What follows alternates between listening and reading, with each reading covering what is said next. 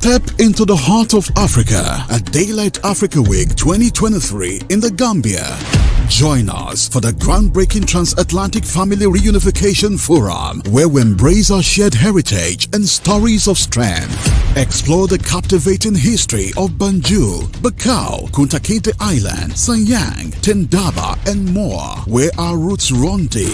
Celebrates Africa's unity and progress as the African Union turns 21. Witness the Odana Laye Award ceremony, honoring trailblazers who shape our destiny. Network and connect. Join our social and economic networking events. Together, we'll pave the way for a brighter future.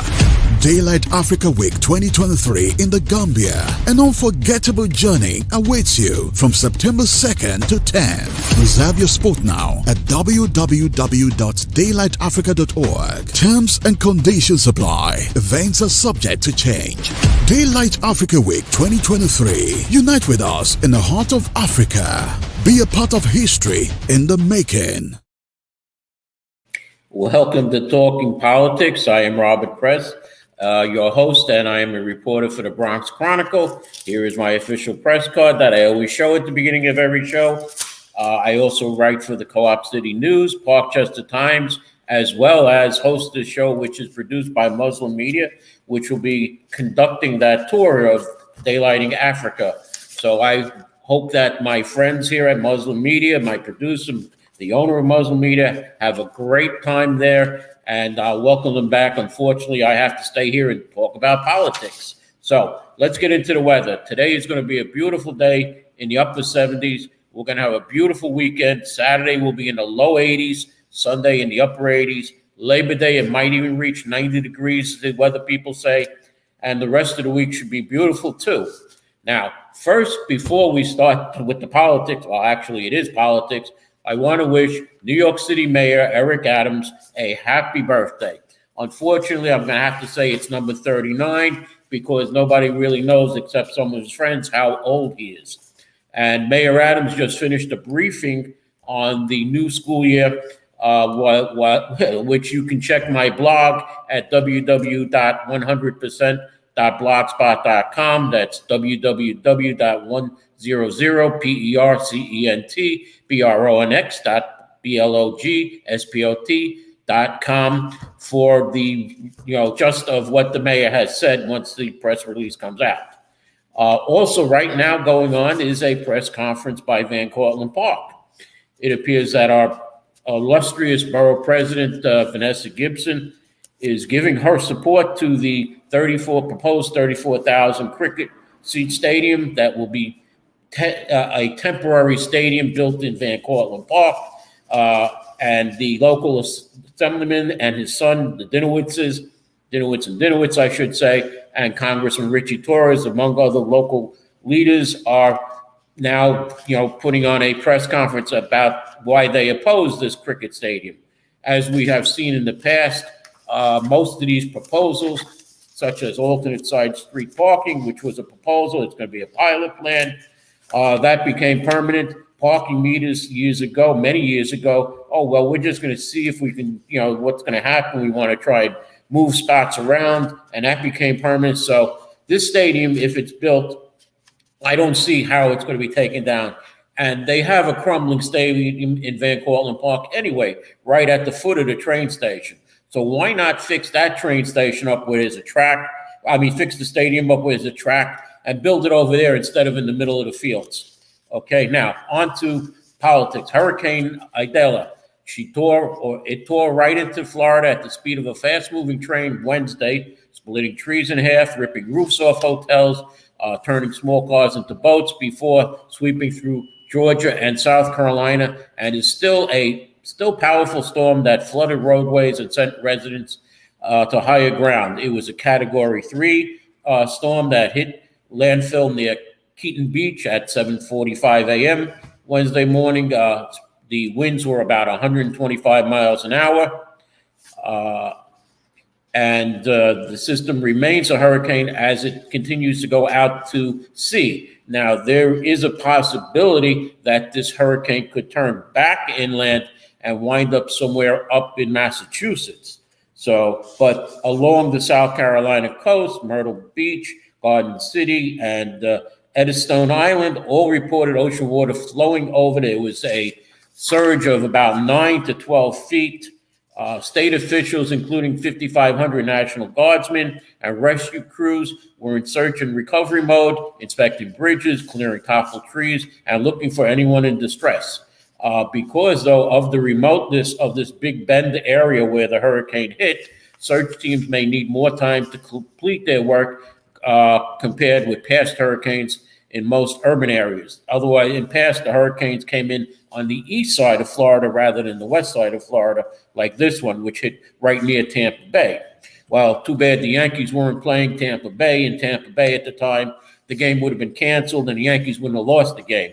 As it is, and I'm digressing a little into sports here, our failed New York Yankees are in last place, and it looks like they may not get out of last place, considering that what's going on here with the Yankees, and even the Mets now are in last place. So New York has 2 last place teams. Yes, I'm looking at the little note down at the bottom about the CB11 demographics released by the borough president's office. And I'm going to stop here for a moment and talk about that. It appears that the demographics of the Bronx has changed. The Bronx was once probably more than 50% white. It is now 9% white. And it appears that Borough President Gibson, who told me last year she wants the community boards to reflect the neighborhoods, is probably going to try and make Community Board 11 9% white like the rest of the Bronx.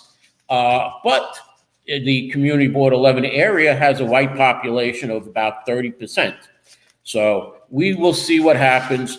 I am going to investigate the matter. And in future shows, I'll have more on Community Board 11, their ethnic makeup. And as a matter of fact, all community boards will be starting to go back to meetings next week, whether they'll be live in person completely, hybrid meetings, or online is to be found.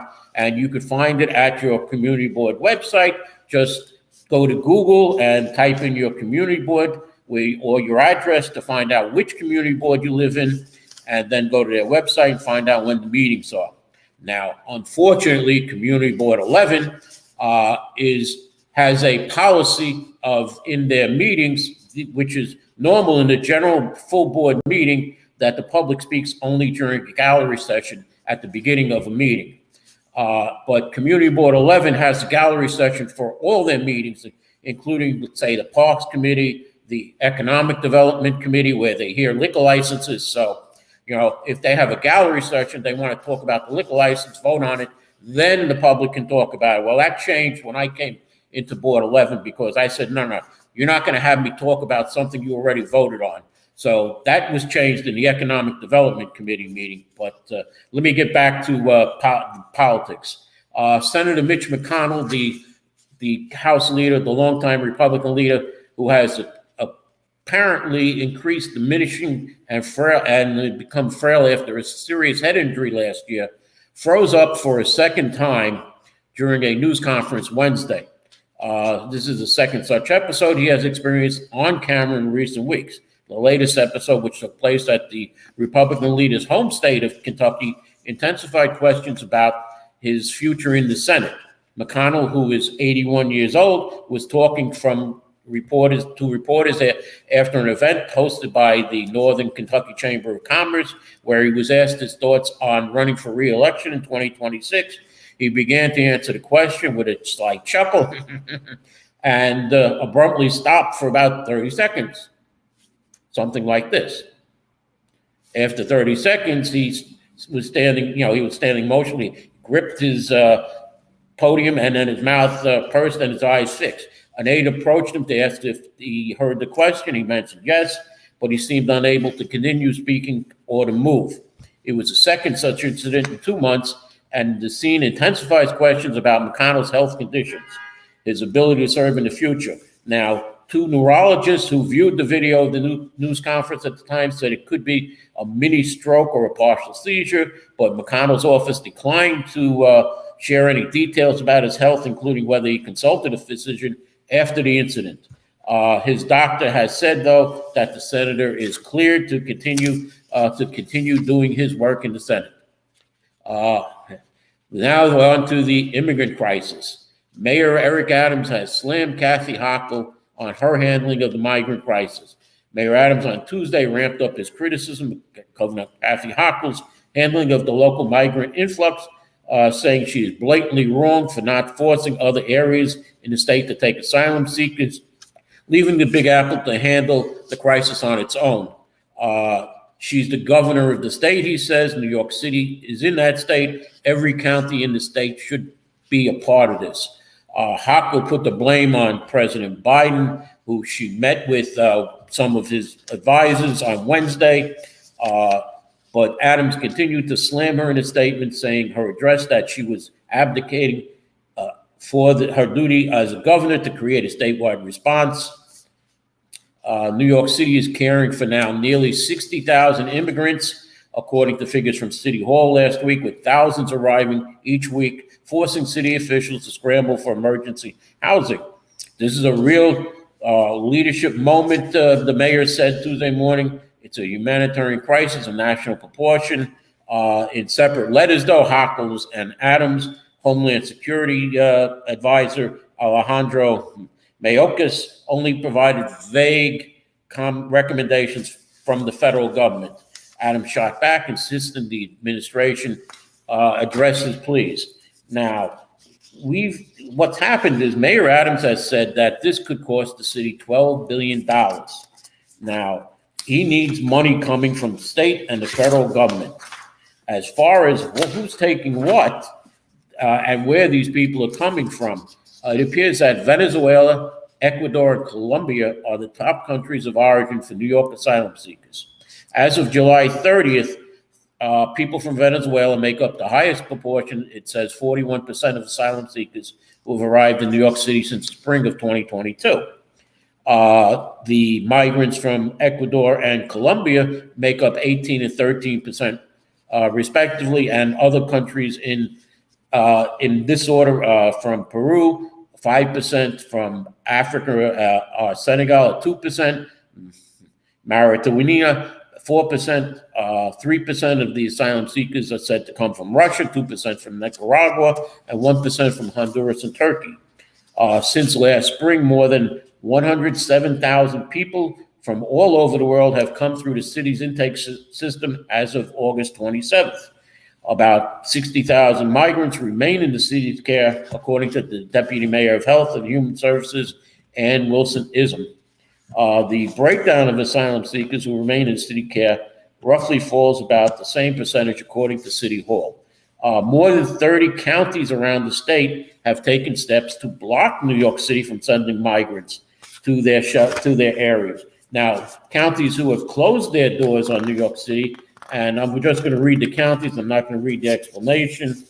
Some have had court orders.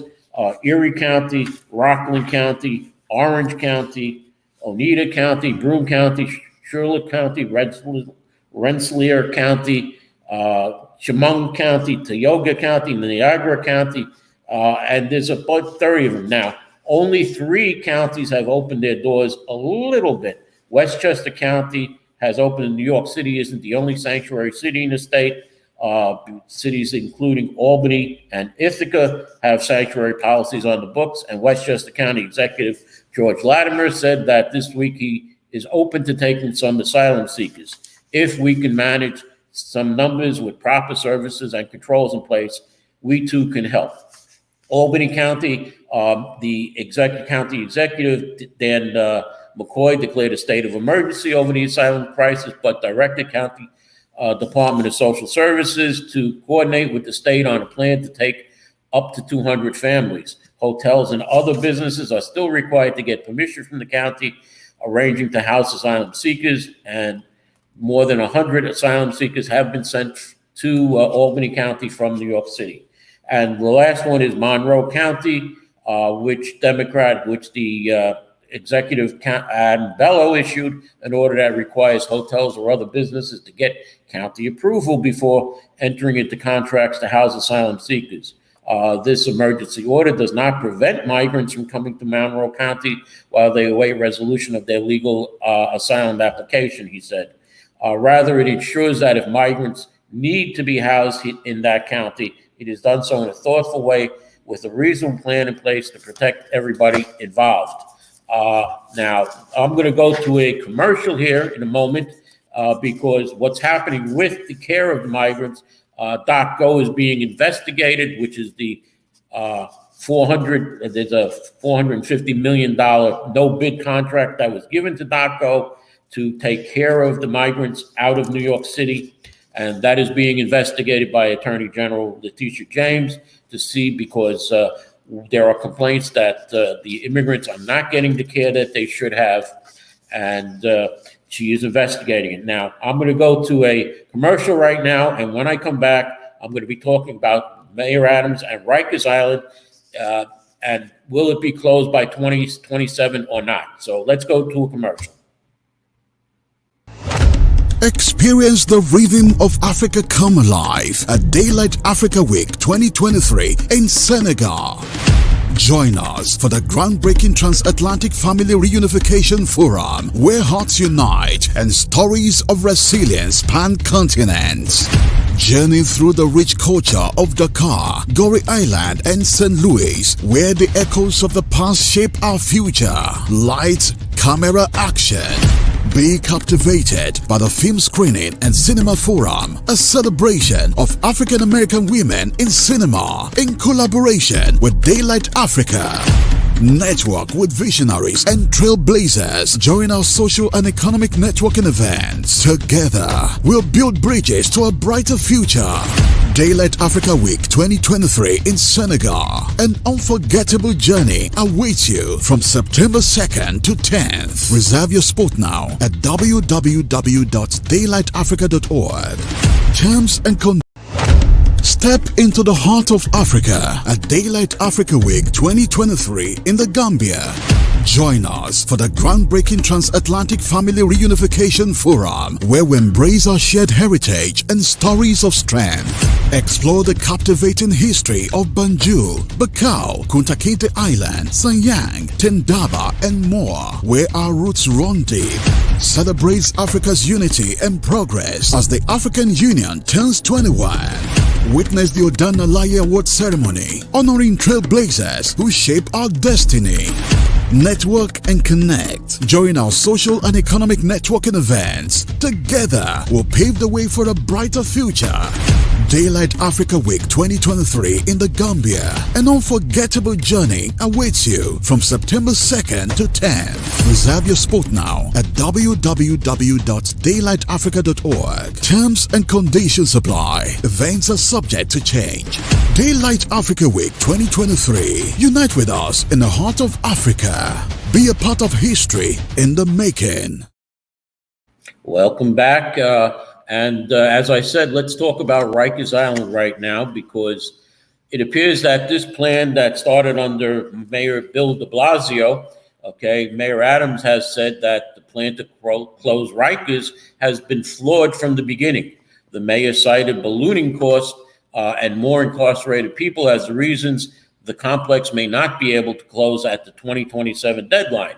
Mayor Eric Adams hasn't hesitated to cast doubt about the city's ability to close Rikers Island by 2027, as the city is legally mandated to. At a fireside chat at the New York Law School Tuesday morning, Adams suggested the city council needs to revisit the plan it approved in 2019 to close the troubled jail complex and replace it with 4 borough-based jails in the next 4 years, in part because of Rikers' growing population and smaller capacity of the borough jails.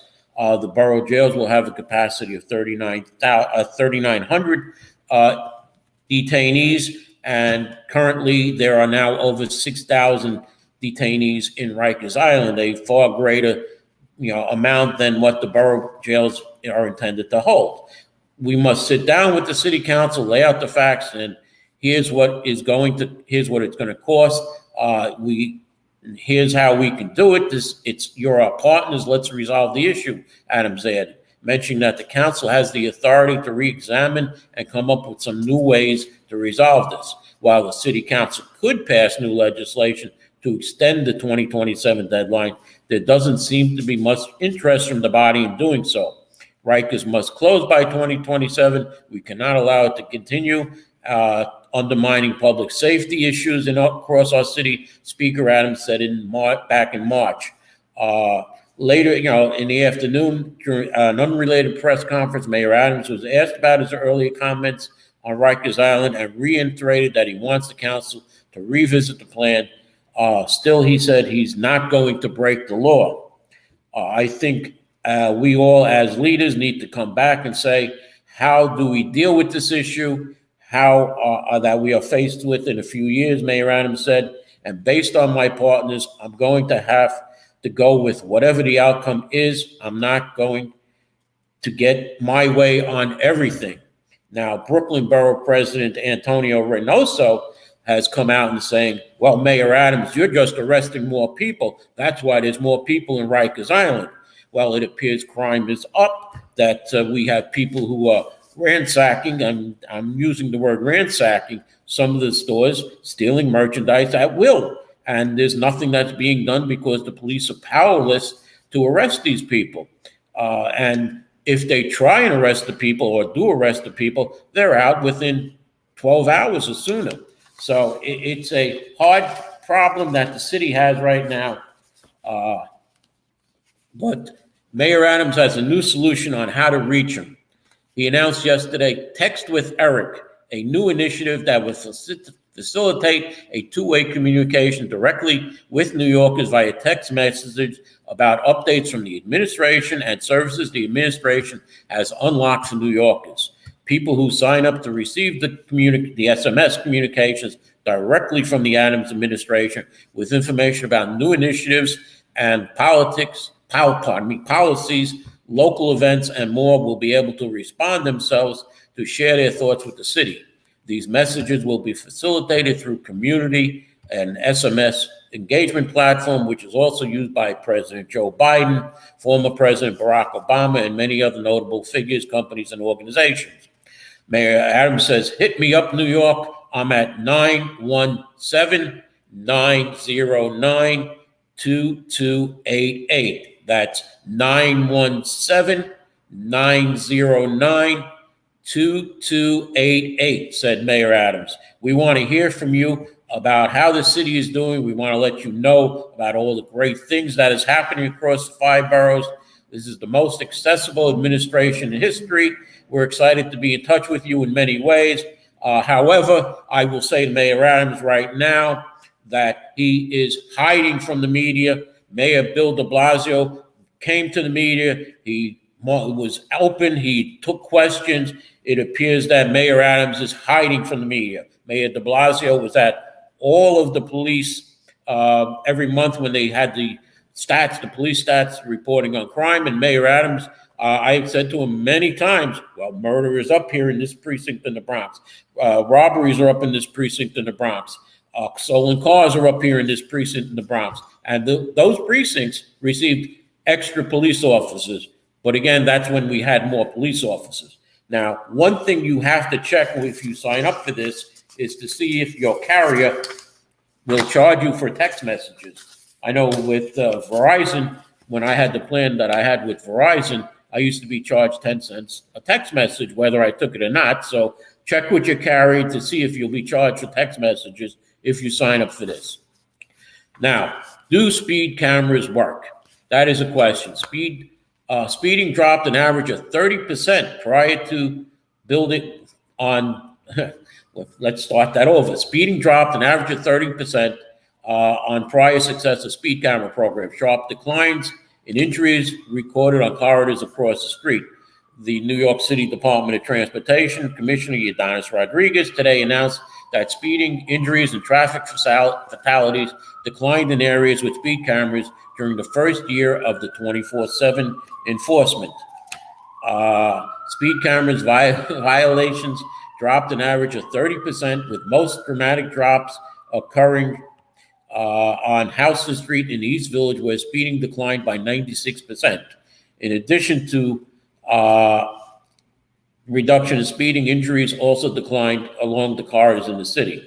Now, Like I say, it said 96% in Houston Street in Manhattan, 84% on Cropsey Street in Brooklyn, 74% North Conduit Boulevard in Brooklyn and Queens, 79% on Seagirt Boulevard in Far Rockaway, 83% on Union Turnpike in Queens, 68% on Bruckner Boulevard in the Bronx. But we have construction going on Bruckner Boulevard, which slows down the traffic anyway. That was as of June 30th, 2023. Following the 24 operation, New York DOT also recorded steep declines in traffic injuries during overnight and weekend hours at camera locations across the city, including a 45% drop in injury reduction on Tremont Avenue in the Bronx, 33% on Kings Highway in Brooklyn, 19% on Highland Boulevard in Staten Island, 16% on Queens Boulevard in Queens, 18% on Amsterdam Avenue in Manhattan. That is as of July 2023. So it appears that speed cameras are working. A key city council committee approved a 5-year renewal of Madison Square Garden special operating permit. It's 5 years short of what the city recommended, and many, many years short of what owner of the MSG Garden, James Dolan, who has pushed for. He wanted to have perpetuity, that he doesn't have to pay any taxes, but it appears that they're trying to get Mr. Dolan to go along with the revived Penn Station plan, and it appears that they're going to have to do a little horse trading in that, and maybe up it a little more the next time around if he does cooperate with the city on this and helps with the new Penn Station. Finally, I'm going to go into something that involves Bronxlandia in the South Bronx and Community Board 2, it appears. South Bronx Board blocks booze at Bronxlandia event space. The Bronxlandia is located at 910 Hunts Point Avenue, and they're going to have to wait a little longer before customers start popping bottles after the state yanked the Hunts Point Performance Venue liquor license last month. Majora Carter, a longtime community environmental justice advocate, once honored with a MacArthur Foundation Genius Grant for her work, said, "The setback is part of an ongoing campaign by Bronx Community Board 2 to thwart her attempt to get a New York State Liquor Authority license approved. I feel like we've done everything we needed to do." The Hunts Point Carter told the city newspaper at the Boogie Down Grand Cafe, which she owns and operated for 6 years. The cafe is 2 blocks away from Bronxlandia on Hunts Point Avenue, but they're making it seem like just because we don't show up and follow their process that somehow we're wrong. Carter, with her husband and business partner, James Chase, bought the historic Hunts Point Railroad Station from Amtrak for $1 in 2016. After renovations, opened Bronxlandia in late 2021. The sprawling cultural space has since hosted a TEDx event, private birthday parties, professional development conferences, flea markets, music performances, and even pro wrestling matches, which I find hard because you need a big space for pro wrestling matches. But I mean, we've had them in the local high school. St. Francis Xavier, which is closing, had wrestling. But Carter set out in March 2022 to get a license to serve liquor, but quickly ran afoul of the local community board. At a meeting with CB2 at the following month, the board members told Chase they would only support a license for the establishment if they installed an airport-style walk-through metal detector, gave the New York NYPD 41st Precinct access to its security camera feeds, stationed security personnel at entrances, gave notice 30 days before any event, and shut down at midnight. Under standard state liquor authority rules, businesses that have a license to serve alcohol can stay open until 4 a.m. As a matter of fact, their hours can be on weekdays 8 a.m. to 4 a.m., and on Sundays, 10 a.m. to 4 a.m. Christmas is normal days. Now, later that month, CB2 sent a letter to the Authorities supposedly stating that the board reserves the right to request that the New York State Liquor Authority revoke the license if the stipulations are not followed. A third-generation native of the Bronx, Carter is no stranger to Hunts Point, where she founded an environmental nonprofit called Sustainable South Bronx and helped launch the Point CDC and Arts and Cultural and Development Hub at Hunts Point. Now, Carter said that CB Community Board 2 Chair Robert Crespo also demanded that she attend board meetings regarding the license. Previously, Chase had attended on behalf of Bronxlandia when Carter was out of town. Crespo did indeed demand my presence and declared that they would not continue with our application until I personally appeared before the subcommittee. Carter wrote in March 2023 to the New York State Liquor Authority in a letter. Now, it appears that the city tried to contact Board Chair Crespo, but he could not be reached for comment. It appears that, and I sat on Community Board 8, by the way, and I was on the Public Safety Committee, and we heard liquor licenses. And this is going back, I was off the board in 2016, but we were told that we could not put individual stipulations for bars or restaurants. If we had a stipulation, and we had one, which was we wanted new establishments to close at 2 a.m. Their first year, but that was for every bar. Now it appears that community boards can ask for stipulations for whatever they want. I know that Community Board 10 occasionally asks bars or restaurants, if they're serving liquor, to darken their windows so people can't see in, and other things. But this is the first time that I hear of this type of stipulation. And I don't blame the owner for not going to the community board meetings. It appears that Community Board 2 must have a problem with their bars and restaurants that serve alcohol. And it doesn't seem right to me that they put all these stipulations on one bar and not all bars. And I'm going to close the show right here now, saying that a community board is only really supposed to be advisory on liquor licenses. We had one applicant on Community Board 8 who came to us and said, we're not going to close at 2 a.m. the first year. Screw the community board. And the New York State Liquor Authority granted their license. Unfortunately, things are a little different in Community Board 2, we see.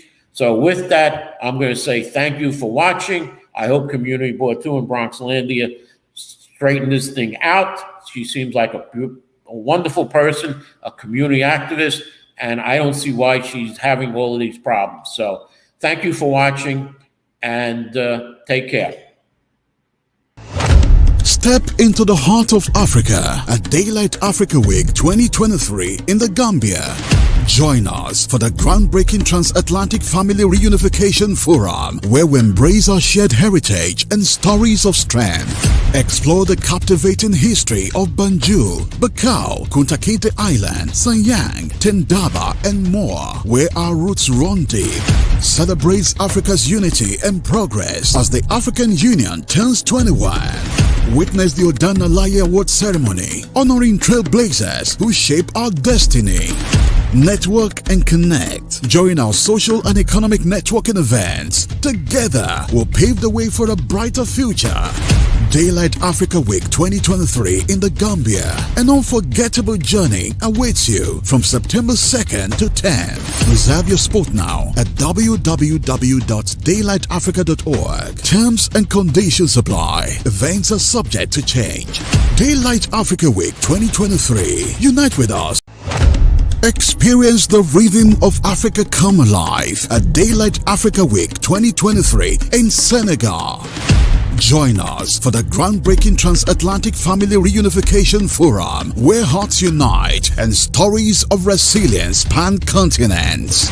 Journey through the rich culture of Dakar, Gorée Island, and St. Louis, where the echoes of the past shape our future. Lights, camera, action. Be captivated by the film screening and cinema forum, a celebration of African American women in cinema in collaboration with Daylight Africa. Network with visionaries and trailblazers during our social and economic networking events. Together, we'll build bridges to a brighter future. Daylight Africa Week 2023 in Senegal. An unforgettable journey awaits you from September 2nd to 10th. Reserve your spot now at www.daylightafrica.org. Terms and conditions apply. Events